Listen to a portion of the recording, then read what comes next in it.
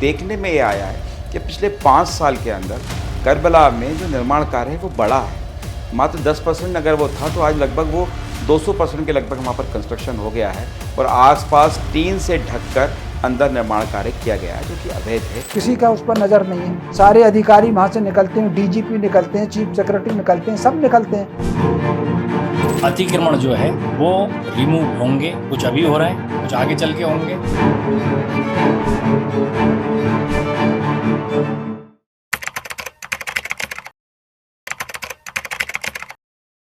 राजा भोज के ज्ञान और रानी कमलापति के शौर्य में डूबे इस शहर भोपाल की तस्वीर हमेशा एक सड़क से शुरू होती है। राजनीति और आरक्षण जैसी सदाबहार फिल्में हों, डूबते सूरज की लाली के बीच शहर में सुकून ढूंढने निकले यहाँ के लोग, या फिर इस शहर में आ रहा कोई भी बड़ा नाम, इन सब के सामने भोपाल की पहली तस्वीर खींचता है वीआईपी रोड। वो सड़क जो कभी भोपाल के खूबसूरत शाम और राजसी सौंदर्य का प्रतीक था, अब हरी चादरों, तालाब के अंदर खड़ी गैरकानूनी मज़ारों और मस्जिदों से पटा पड़ा है। 3 किलोमीटर की यह सड़क आज 13 से ज्यादा मज़ारों से ढक दी गई है। इस समय हम मौजूद हैं मध्य प्रदेश की राजधानी भोपाल की वीआईपी रोड पे। 1990 के दशक में एक विचार आया था कि राजधानी भोपाल में एक ऐसी सड़क होनी चाहिए जो सबसे ज्यादा खूबसूरत हो और जहां से वीआईपी मूवमेंट हो सके। चूंकि एयरपोर्ट से लेकर मंत्रालय तक की दूरी यहीं से पूरी की जा सके, ये सड़क बनी, लेकिन धीरे धीरे करके भोपाल की शान कही जाने वाली ये वीआईपी रोड लैंड जिहाद और अतिक्रमण की भेंट चढ़ती गई। नमस्कार, मैं आशुतोष भार्गव, आप देख रहे हैं आयुध। आज की ग्राउंड रिपोर्ट में हम आपको बताएंगे कि कैसे एक एक करके वीआईपी रोड के बीच में कैचमेंट एरियाज में मजारें बना दी गई, दरगाहें बना दी गई और प्रशासन लगभग 25 सालों से इन विषयों को अनदेखा कर रहा है।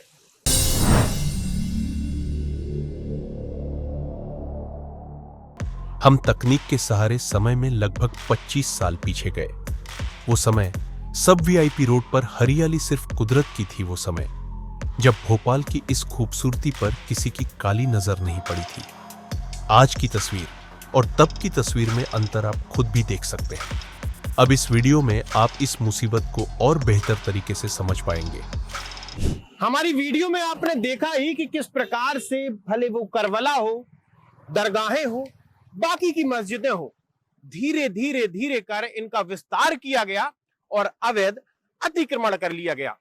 लेकिन हद तो तब हो जाती है जब सड़क पर एक किनारे चलने वाले फुटपाथ के बीचों बीच मजार बना दी जाती है। मुस्लिमों का कहना है कि साहब ये बहुत पुरानी मजार है।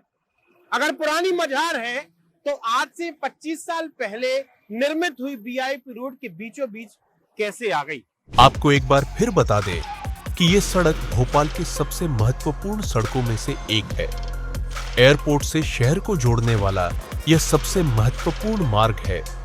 ऐसा नहीं कि यह अवैध अतिक्रमण या फिर लैंड जिहाद दुका छिपाकर किया जा रहा हो, बल्कि प्रशासन की आंखों के सामने और नाक के नीचे ये लैंड जिहाद का काला खेल रचा जा रहा हो। ये वही वीआईपी रोड है जहां से दिन में 2 बार मध्य प्रदेश के मुख्यमंत्री का मूवमेंट होता है। कई सारे मंत्री इसी सड़क से रवाना होते हैं, या फिर कहा जाए कि प्रधानमंत्री से लेकर भोपाल के महापौर तक दिन में यहां से गुजरते हैं। लेकिन उसके बावजूद भी ये अतिक्रमण अनदेखा कर दिया जाता है।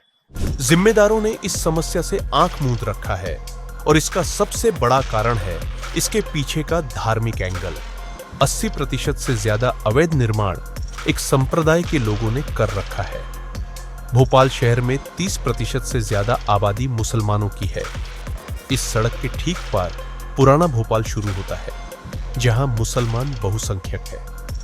शायद इसी राजनीतिक दबाव के कारण जब हमने नगर निगम की महापौर मालती राय और जिम्मेदार अधिकारियों से बात करने की कोशिश की तो उन्होंने जवाब देने से मना कर दिया। लेकिन सवाल हमारे मन में था कि क्या इस्लाम मजार बनाने की बात करता है? आज जितने भी मज़ारों का निर्माण किया जा रहा है या मज़ार की जो प्रथा है, जो बड़ी है, तो मैं ये बिल्कुल भी इस्लामिक कल्चर नहीं है या इस्लामिक प्रथा नहीं है। अगर इस्लामिक प्रथा अगर मज़ारों की होती, तो सऊदी के अंदर, मदीने के अंदर, मक्का के अंदर हर जगह वहाँ पे सहाबा हैं, वहाँ पर पैगंबर हैं, वहाँ पर जो हमारे सहाबा गुज़रे हैं, उन सब के मज़ार होते हैं, लेकिन वहाँ मज़ार नहीं है। वहाँ कोई भी पक्का कंस्ट्रक्शन आपको नहीं मिलेगा। तो जो मज़ार व्यवस्था भारत के अंदर है, निश्चित तौर पे ये व्यवस्था इस्लामिक नहीं है। ऐसा नहीं है कि प्रशासन इन नियमों से अनजान है, क्योंकि ठीक इसी सड़क पर भारत सरकार के अल्पसंख्यक मामलों की पूर्व मंत्री और मणिपुर की राज्यपाल नज़मा हेपतुल्लाह का एक बहुमंजिला मकान भी है। एनजीटी के नियमों के तहत इसकी मरम्मत करने की भी इजाजत नहीं है, लेकिन ठीक इसी इमारत के बगल में एक नई इमारत तानी जा रही है, जो एक राजनीतिक रसूखदार की है। नियम के अनुसार वाटर बॉडी से 100 मीटर दूर किसी प्रकार का निर्माण संभव नहीं है। तो फिर सवाल है कि इन गैरकानूनी दरगाहों और मज़ारों को शह कौन दे रहा है? और एनजीटी का स्पष्ट निर्देश है कि जो भी वाटर बॉडीज हैं बड़े तालाब के आसपास 100 मीटर के दायरे के अंदर किसी भी तरह का नया कंस्ट्रक्शन नहीं किया जा सकता, और ग्रीन बेल्ट एरिया के अंदर वो आता है। इन सभी नियमों के बावजूद भी इन जगहों पर निर्माण कार्य किया जा रहा है और मज़ारों का भी निर्माण किया जा रहा है। ये जो कमला पार्क, कलोल पार्क का मजार है, उसका कितना विस्तार, कम से कम 4 गुना विस्तार हो गया। एक जरा सा मजार था, उसके चारों तरफ बाउंड्री बनी हुई थी, बीच में थोड़ा सा कुछ था। उसके बाद वो बड़ा होकर के पूरा कमरा बना, अब उसके बगल में कमरे बनते चले जा रहे हैं। बीच रोड पर सारे वीआईपी वहां से निकलते हैं, किसी का उस पर नजर नहीं है। सारे अधिकारी वहां से निकलते हैं, डीजीपी निकलते हैं, चीफ सेक्रेटरी निकलते हैं, सब निकलते हैं, नगर निगम के महापौर निकलते हैं, पार्षद निकलते हैं, किसी का कुछ लेना देना नहीं। एनजीटी के नियमों और भोपाल के ताल के अस्तित्व को चुनौती देते यह निर्माण या तो राजनीतिक रसूख से भरे नेताओं के हैं या मजार और मस्जिद। भोपाल के कई सामाजिक संगठन लंबे समय से इसे लेकर विरोध करते आए हैं, उसके बावजूद यह अतिक्रमण रुकने का नाम नहीं लेते। अतिक्रमण का ऐसा ही एक प्रयास हाल में भी नजर आया। देखिए, उस संस्कृति बचाओ मंच ने पहले भी उसका वीडियो बनाकर और पूरा वायरल किया, पूरे अधिकारियों को भेजा, चाहे नगर निगम हो, महापौर हो, विधायक हो, सांसद हो, सभी को पहुंचाया, क्योंकि वहाँ पर केवल मच्छी मारने के लिए एक हट बनाया गया था। धीरे से उसको लेंटर डाल दिया गया, कंस्ट्रक्शन हो गया, आज वहाँ पर नई मजार का निर्माण हो गया है। उद्देश्य क्या है आपका? क्या उद्देश्य है? वहीं पास में करबला है, वहाँ पर एक मजार है, उसके सामने रोड पर, वीआईपी रोड पर एक मजार है, इस तरफ सामने मस्जिद है। आप उद्देश्य क्या है आपका? क्या पुल के नीचे आपको कोई कब्जा करना है? वहाँ से कोई अनैतिक कृत्य करना है? जिम्मेदार एक तरफ तो कार्यवाही का दावा करते हैं, लेकिन दूसरी तरफ भोपाल का तालाब अपने सीने में धंसे खंजर की तरह अतिक्रमण के इन घावों को झेलता जा रहा है। सवाल है कि इन घावों के बाद कितने दिन तक भोपाल का तालाब सांस ले पाएगा? देखिए, अतिक्रमण के मामले में बहुत स्पष्ट नीति की है। अतिक्रमण जो है वो रिमूव होंगे, कुछ अभी हो रहा है, कुछ आगे चल के होंगे।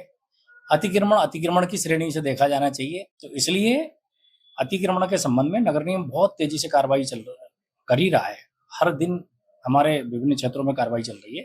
वीआईपी रोड के संबंध में जो आप उल्लेख कर रहे हो, निश्चित रूप से वीआईपी रोड शहर की एक आइडेंटिटी है और वो अतिक्रमण मुक्त हो, इसके लिए भी हम बहुत कारगर योजना बना करके काम करेंगे। तो देखा आपने कि किस प्रकार से भोपाल की मरीन ड्राइव कही जाने वाली वीआईपी रोड का अस्तित्व आज खतरे में है। सामाजिक कार्यकर्ता चीख चीख कर, अपनी छाती पीट पीट कर ये कह रहे हैं कि हमारी झील को, हमारी वीआईपी रोड को अवैध अतिक्रमण और लैंड जिहाद से बचाना चाहिए। लेकिन प्रशासनिक अमला मध्य प्रदेश शासन के कान में जूं भी नहीं रेंग रहा है। अगर ऐसी ही लापरवाही होती रही तो एक दिन ये झील भी खत्म हो जाएगी और ये सड़क भी पूरी की पूरी तरह से लैंड जिहाद की भेंट चढ़ जाएगी। अगर आप ऐसा नहीं चाहते तो इस वीडियो को, इस रिपोर्ट को ज्यादा से ज्यादा शेयर करिए और उन ऊपर बैठे अफसर, उन ऊपर बैठे आकाओं के कान में आवाज पहुंचाइए। आप हमारे साथ जुड़े रहिए, देखते रहिए आयुध। आप हमारे चैनल को सब्सक्राइब कर सकते हैं। हम फेसबुक, इंस्टा, यूट्यूब, ट्विटर हर जगह मौजूद हैं। आपका बहुत बहुत धन्यवाद। लगातार जुड़े रहने के लिए आयुक्त को सब्सक्राइब जरूर करें।